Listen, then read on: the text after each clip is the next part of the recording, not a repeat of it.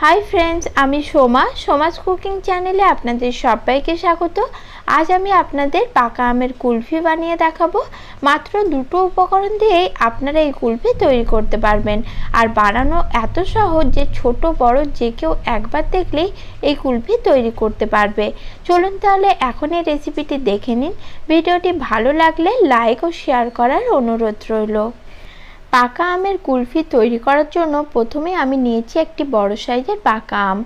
आमटा आमी भालो करे धुए नियेछि। एरपर आमेर खोसाटा छाड़िए आमटाके आमी आटी बाद दिए छोटो टुकरो करे केटे नेब।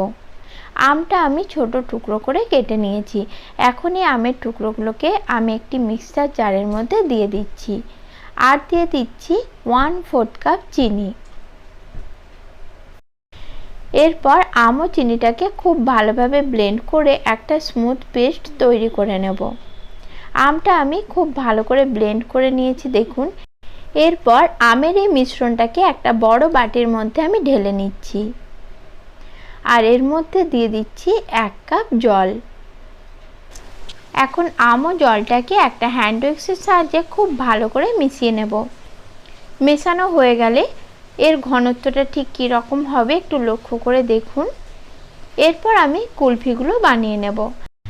जेहेतु कुल्फी मोल्डगुलो सबार बाड़ीते थाके ना ताई आज आमी कुल्फी कफि कापे बानिये देखाबो और एई कफि कापगुलो आपनारा मार्केटे खूब सहजेई पेये जाबेन। এখন আমি আমের মিশ্রণটা এই কাপগুলোর মধ্যে দিয়ে দেব। তবে আপনাদের বাড়িতে যদি কুলফি মোল্ড থাকে তাতেও আপনারা এই কুলফিগুলো বানিয়ে নিতে পারেন।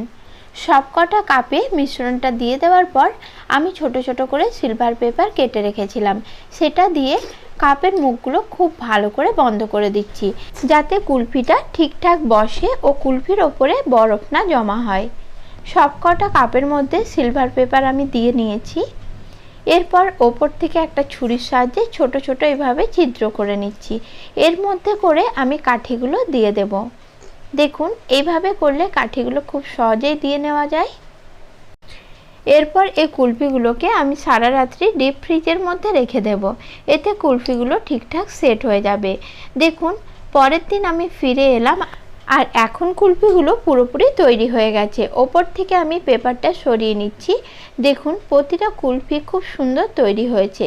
এবার কাপগুলোকে অল্প করে একটু কাঁচির সাহায্যে কেটে আইসক্রিমগুলো আমি এইভাবে বার করে নিচ্ছি। কতটা সুন্দর তৈরি হয়েছে দেখুন আর খেতেও খুবই ভালো লাগে। আপনাদের এই রেসিপিটি কেমন লাগলো আমাকে অবশ্যই জানাবেন। নমস্কার বন্ধুরা, সকলেই ভালো থাকবেন।